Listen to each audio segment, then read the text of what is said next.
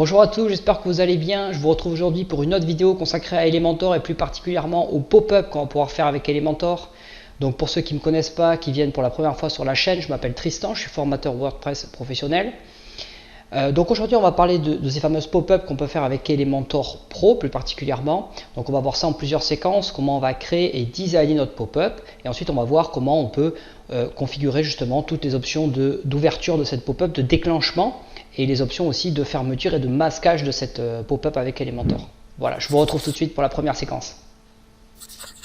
Allez, on attaque cette première séance pour la création de pop-up avec Elementor. Donc là, on veut utiliser Elementor Pro, qui est un gestionnaire de pop-up natif, donc intégré par défaut dans Elementor Pro. Il faut savoir qu'il y a aussi des plugins gratuits qui font ça. Bien évidemment, vous n'aurez pas toute la légèreté, tous les thèmes comparé à ce qui est proposé avec le gestionnaire de pop-up d'Elementor Pro. C'est pour ça que je m'attarde dessus. Bien entendu, les principes sont toujours à peu près les mêmes. On a d'abord la création de la pop-up, ensuite on a le design de la pop-up, et ensuite on a justement toute la configuration du déclenchement de cette pop-up. C'est ce qui est un petit peu plus technique, c'est-à-dire du déclenchement et du masquage. Voilà, parce que ça va utiliser effectivement des éléments un petit peu plus techniques qu'on va voir ensemble. De quelle manière en fait le gestionnaire de pop-up va pouvoir stocker des données dans le navigateur sous forme de cookies par exemple, pour effectivement ne pas afficher la pop-up par exemple à chaque ouverture de page. Voilà, donc ça ce sera plutôt dans une deuxième séquence dans la fin de la vidéo où on verra toute cette partie là. Donc pour designer une pop-up sur Elementor Pro, c'est assez simple. Ici j'ai juste fait un petit site tout simple avec Astra, j'ai juste importé un modèle qui était déjà fait, donc avec le thème Astra, juste pour cette démonstration. Donc ici, pour retrouver la gestion des pop-up sur Elementor Pro, on va aller ici dans Template et on va aller ici dans Pop-up, d'accord? Alors, si on devait traduire ça en français, vous retrouverez ça parfois sur des blogs ou dans d'autres gestionnaires d'outils. En français, ça s'appelle fenêtre surgissante, donc on va s'éviter cette traduction. On l'entend souvent pop-up. Il faut savoir que dans la version Pro, où il y a justement ce gestionnaire de pop-up, cette partie-là n'est pas traduite en français, mais vous allez voir, c'est assez simple, on va le voir ensemble. Donc pour ajouter une pop-up, c'est tout simple. C'est un petit peu comme le même fonctionnement que sur les modèles Elementor. Donc dans d'autres vidéos que j'avais fait précédemment, on avait effectivement vu les modèles pour les blogs, pour les pages, mais on peut aussi les appliquer au e-commerce et à plein d'autres choses de votre site web WordPress. Voilà. Donc ça fonctionne exactement de la même manière. On va créer des pop-up, on peut en faire une ou plusieurs, qu'on peut afficher par exemple à différents endroits du site ou avoir des modes de déclenchement qui sont différents. Alors là on va rester sur quelque chose de très simple, on va juste afficher une pop-up puis on va voir tous les paramétrages ensemble qu'on peut faire. Voilà, donc je vais ajouter ici une pop-up, il me demande de lui donner un nom, donc je vais l'appeler pop-up tout simplement, parce que je suis encore une fois super créatif. Voilà, on y va. Alors là il va me charger, comme je suis connecté à la librairie du coup d'Elementor, il va me charger justement tous les modèles de pop-up qu'il a en mémoire. Voilà, donc il y en a pas mal. Il y en a qui contiennent des formulaires, vous verrez ici, il y en a qui contiennent des champs d'abonnement à la newsletter. Alors ça, il faut savoir que ça fonctionne bien entendu, mais ça marche effectivement avec le gestionnaire de formulaire Elementor qu'on verra une autre fois. Donc c'est pour ça que je ne vais pas prendre ce type de pop-up ici, je vais prendre une pop-up plutôt de type informatif avec des boutons, du texte dedans, enfin un contenu HTML de base qu'on peut construire justement avec Elementor. Voilà. Je vais descendre un petit peu, je vais aller vers le milieu ici. Voilà, je vais prendre celle-ci par exemple, qui est assez simple. Donc on a une image de fond, on a du texte, on a des boutons, on a tout ce qu'il faut. Voilà. Donc on imagine que je vais insérer ça sur mon site, je vais l'insérer ici. Vous allez voir qu'il va m'ouvrir l'éditeur de page tel que vous le connaissez. Donc cette pop-up, ça va tout simplement ici être une section Elementor. Donc on voit ici le petit encadré bleu ici qui détermine que c'est une section Elementor. Et lorsqu'on passe la souris ici, on voit qu'on a une colonne à droite, certainement avec l'image de fond derrière, avec le personnage qui est détouré. Et sur la gauche, on a toute la partie bouton et texte. Voilà. Donc c'est quelque chose qui est assez simple, qu'on retrouve dans n'importe quel type d'édition Elementor, de template Elementor. Lorsqu'on clique sur un des éléments, par exemple je vais cliquer ici sur le bouton contact, je veux changer le texte en contact tout court. D'accord, c'est tout simple, c'est exactement ce que vous faites lorsque vous construisez une page Elementor, sauf que là vous allez construire votre pop-up et la designer à partir d'un design qui est prédéfini, ou pas d'ailleurs. Voilà, on peut partir de zéro et créer nous-mêmes notre propre pop-up. Voilà. Donc Là-dessus, il n'y a rien de particulier, tout fonctionne pareil. Je vous disais tout à l'heure, là on a une section par exemple avec ici où on va certainement retrouver un arrière-plan. Alors si c'est pas là-dessus, c'est peut-être sur la section. Voilà, ici on retrouve une partie de l'arrière-plan, donc c'est les petits motifs qu'on a ici. Ça c'est tout simplement un bloc image, en fait je vous ai dit une bêtise, c'est pas un arrière-plan de la colonne de droite. Voilà, donc on a ce personnage ici qu'on peut changer, on peut absolument tout modifier. Bien évidemment, comme toujours sur Elementor, c'est mieux si vous partez sur un modèle qui est proche de ce à quoi vous voulez aboutir. Vous allez gagner beaucoup de temps. Donc le chemin qui est toujours à prendre, que ce soit pour des designs de pages, de blogs, etc., c'est de choisir un modèle qui soit très proche de ce que vous voulez en termes de rendu et de le modifier et d'avoir très peu de modifs derrière parce que vous allez gagner beaucoup de temps. Vous avez plein de choses qui sont déjà préconfigurées par Elementor. Par exemple, tout l'affichage sur mobile, etc., qui va directement bien fonctionner. Une fois que vous avez créé votre pop-up ici, lorsque vous allez cliquer sur publier ici, Elementor va vous demander de configurer plusieurs conditions en termes de conditions d'affichage, de déclenchement de cet affichage et des règles qui vont être plus avancées qu'on va voir ensemble dans une deuxième partie. Ce que je vais simplement en finir avec cette section, juste pour vous montrer qu'on peut très facilement charger cette pop-up sur le site. Donc lorsque vous ajoutez une condition, on l'a vu dans les autres vidéos, c'est toujours la même chose. Elementor nous propose un système d'inclusion ou d'exclusion. Vous pouvez ajouter une ou plusieurs conditions, d'accord? C'est-à-dire que là, par défaut, il me met include entire site, ça veut dire que effectivement cette pop-up va s'appliquer à l'intégralité de mon site web, c'est-à-dire qu'il va être chargé tout le temps sur toutes les pages. Voilà. Évidemment, on a la possibilité de faire des exclusions et on a aussi la possibilité de mélanger les deux. C'est-à-dire que si on veut l'afficher sur tout le site web, sauf par exemple sur la page d'accueil, eh bien on a la possibilité de mixer les deux. Donc on va exclure ici une page en particulier, d'accord, front page, voilà.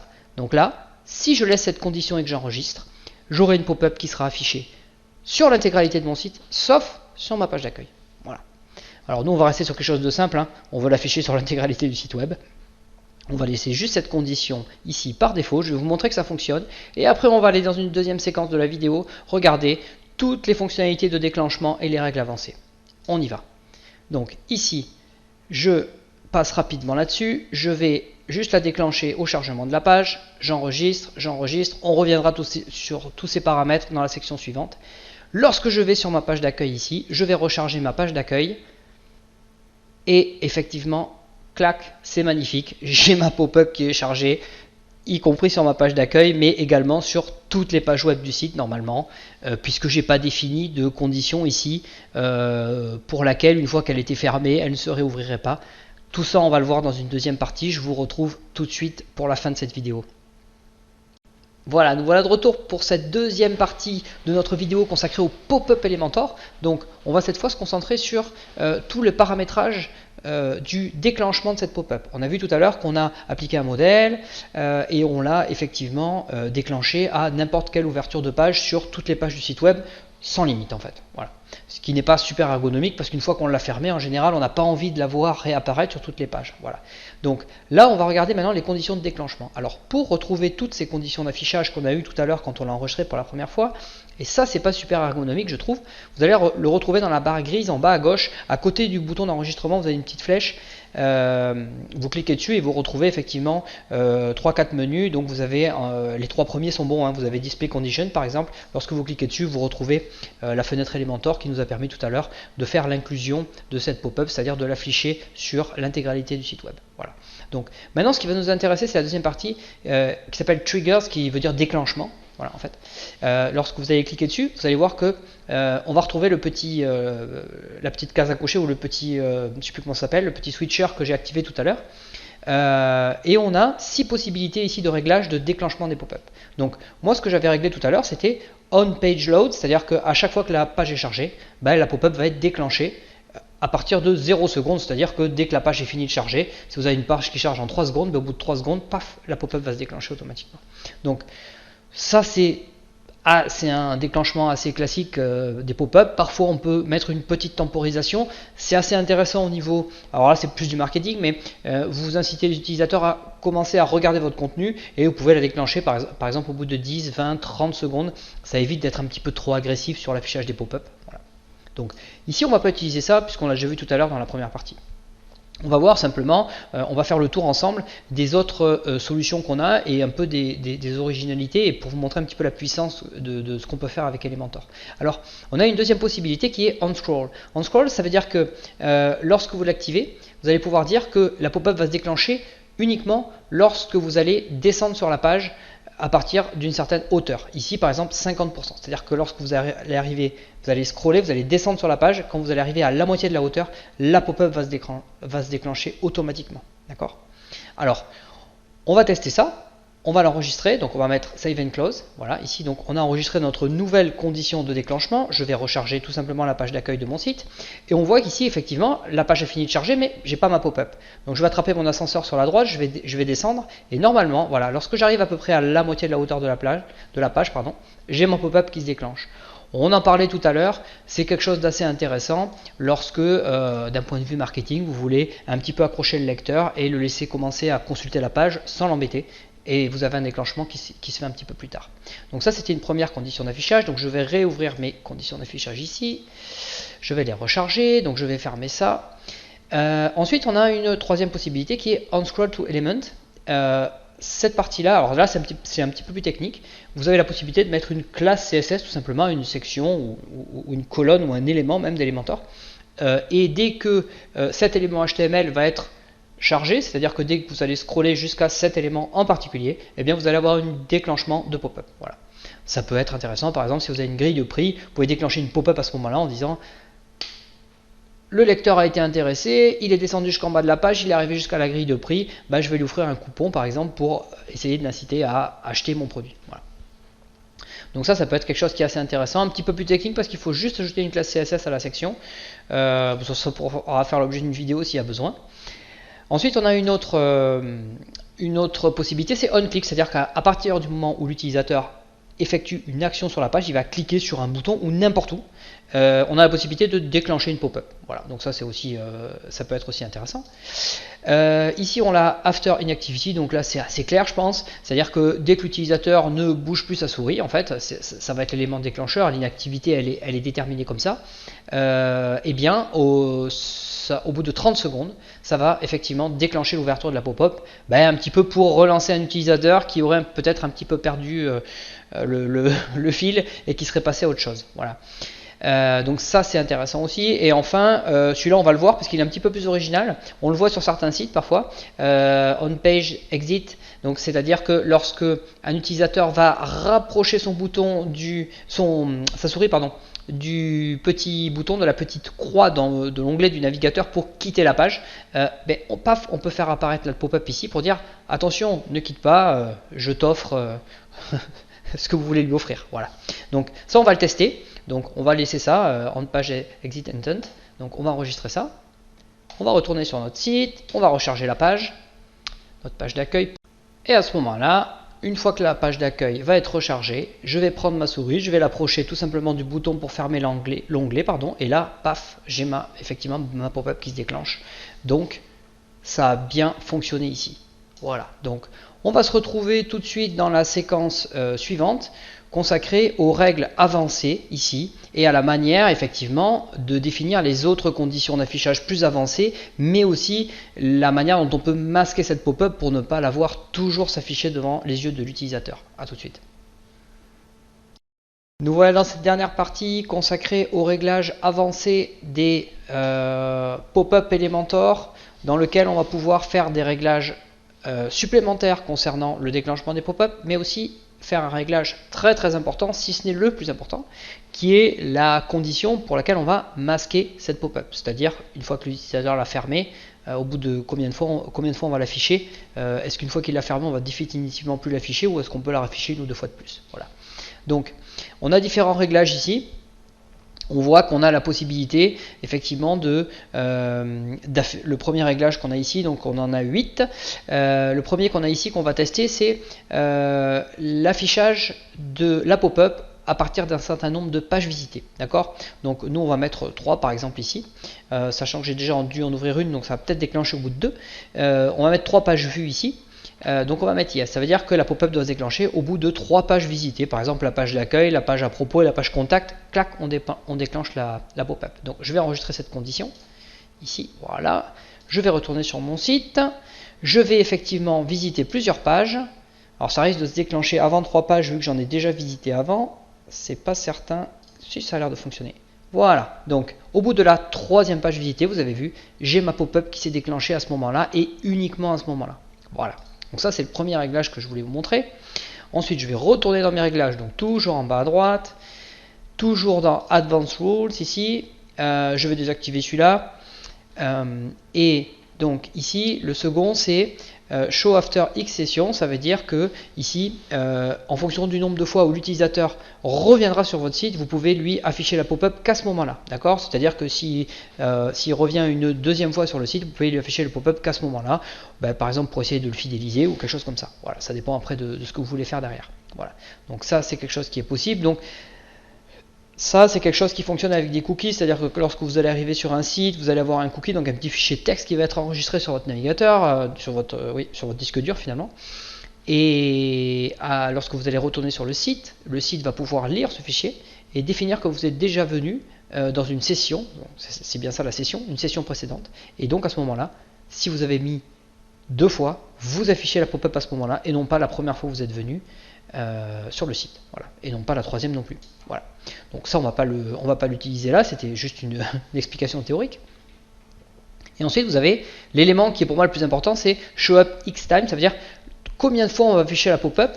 Est-ce qu'on veut l'afficher 1 fois, 2 fois, 3 fois, et est-ce qu'on veut prendre en compte ce nombre de fois ici en fonction du nombre d'ouvertures de la pop-up, parce qu'il est possible que la pop-up s'ouvre mais qu'on continue à naviguer sur les pages sans la fermer, ou alors ne l'afficher qu'une fois ou 2 fois ou 3 fois lorsqu'on ferme la pop-up. Voilà. Donc en général ce qui se fait, c'est qu'on ne va pas être super intrusif. Une fois qu'on a fait passer le message avec la pop-up, on veut définir qu'elle soit fermée au bout d'une fois, c'est-à-dire lorsque l'utilisateur va cliquer sur la croix de fermeture de la pop-up, on ne veut plus la réafficher. Ça c'est le réglage le plus courant, c'est pas encore une fois obligatoire, bien sûr, ça dépend de ce que vous voulez faire derrière, mais c'est effectivement le plus important à régler. Donc je vais enregistrer ici ce paramétrage, voilà, donc je vais retourner sur mon site web, je vais recharger ma page d'accueil, et comme j'ai défini que je ne voulais l'afficher qu'une seule fois, effectivement ici, elle s'est fermée, parce que je l'avais déjà ouverte une fois, donc elle ne va plus revenir. Je peux naviguer sur toutes mes pages. Une fois qu'elle a été fermée une fois, soit en cliquant à côté, soit en appuyant sur la croix pour la fermer,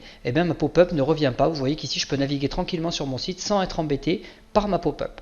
Voilà. Alors, on a fait le tour des conditions de base d'affichage, c'est-à-dire sur quelle page on veut l'afficher, c'est le premier élément. Quels sont les éléments déclencheurs de base et quelles sont les règles avancées qui nous permettent ici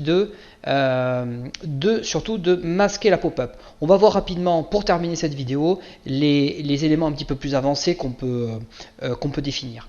Alors ici on a la possibilité de déclencher une pop-up quand on arrive d'une URL spécifique, c'est-à-dire, alors si je devais prendre un exemple, c'est par exemple vous avez un site partenaire avec lequel vous avez fait une entente, on va dire, et vous voulez offrir par exemple une offre de bienvenue à un utilisateur qui arriverait de ce site. Voilà. Ben, vous pouvez déclencher une pop-up lorsque l'utilisateur arrive de YouTube par exemple sur votre site, lui offrir un coupon pour votre produit. Voilà. Donc ça c'est possible ici, il suffit juste de mettre l'URL source ou le domaine et d'afficher effectivement et de déclencher cette pop-up à ce moment-là. Donc ça peut être assez plus spécifique, hein, là on est sur quelque chose d'avancé.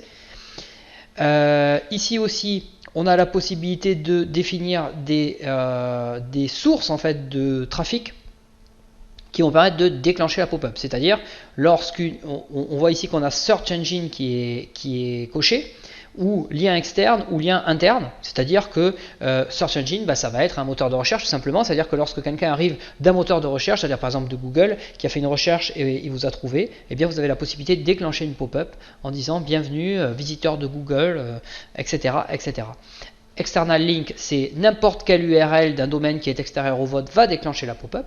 Internal link, c'est n'importe quel lien interne à votre site qui va déclencher cette pop-up. Voilà. Ici, vous avez des possibilités, d'autres possibilités. Alors cette fois, c'est plus sur le déclenchement, c'est sur le masquage de la pop-up. Vous avez la possibilité de donc hide. Hein, donc là, on est sur une condition négative. Hein, d'accord. Donc on masque la pop-up pour les utilisateurs qui sont enregistrés. D'accord. Qui sont enregistrés et connectés au site. Voilà. Donc on a la possibilité de définir tous les utilisateurs enregistrés ou un certain user role, un certain rôle utilisateur de WordPress ici. Donc on voit qu'on retrouve les rôles de base de WordPress. Évidemment, si vous en avez d'autres qui sont sur votre site, par exemple avec WooCommerce, on a des rôles supplémentaires qui s'ajoutent, vous les verrez listés ici. C'est-à-dire que si on coche ça, on a la pop-up qui va être masquée pour tous les utilisateurs enregistrés du groupe Editor. Voilà. Ensuite, on a la possibilité d'afficher cette pop-up uniquement sur certains terminaux, d'accord. Donc, on a desktop, tablette, mobile. Donc, on a effectivement la possibilité de l'afficher uniquement sur les ordinateurs de bureau, les tablettes, les mobiles. Ça, parfois, c'est utile lorsqu'on a des pop-up assez grosses avec beaucoup de contenu à l'intérieur. On peut être amené à dire, effectivement, j'arrive pas à réduire ma pop-up et à l'afficher correctement sur mobile, par exemple. Et je veux pas trop être intrusif pour les utilisateurs mobiles parce qu'une pop-up, ça prend beaucoup de place sur un téléphone portable. Donc, je peux désactiver ici cette partie-là. Et ensuite, vous avez la partie navigateur ici. Donc, vous avez la possibilité d'afficher la pop-up sur une ou certains navigateurs en particulier. Voilà, donc si je mets custom ici, j'ai la possibilité de choisir de n'afficher cette pop-up que sur Internet Explorer ou Chrome ou Edge ou Firefox ou Safari. Voilà. C'est un réglage supplémentaire. Toujours pareil, c'est en général pour des questions d'affichage, de place ou de ciblage éventuellement. Si on a des fonctionnalités particulières qui ne fonctionnent pas sur un navigateur et qui fonctionnent sur d'autres, comme par exemple des extensions Chrome ou des choses comme ça. Voilà, je pense qu'on a fait le tour. On peut passer à la conclusion. Nous voilà déjà rendus, nous voilà déjà arrivés à la conclusion de cette petite vidéo consacrée au pop-up Elementor. Donc, n'oubliez pas que vous avez dans la description un lien sponsorisé qui me permet de toucher une petite commission sur les ventes d'Elementor Pro. Donc si vous voulez me soutenir, vous pouvez cliquer dessus. N'oubliez pas aussi de souscrire à la chaîne, de mettre un like ou de mettre un commentaire pour n'importe quel retour, que ce soit positif ou négatif sur la vidéo. Je serai très content de l'entendre et je me ferai un plaisir de vous répondre. On se retrouve très bientôt pour de nouvelles vidéos, je pense consacrées encore à Elementor et très certainement avec WooCommerce et des plugins additionnels. À très bientôt.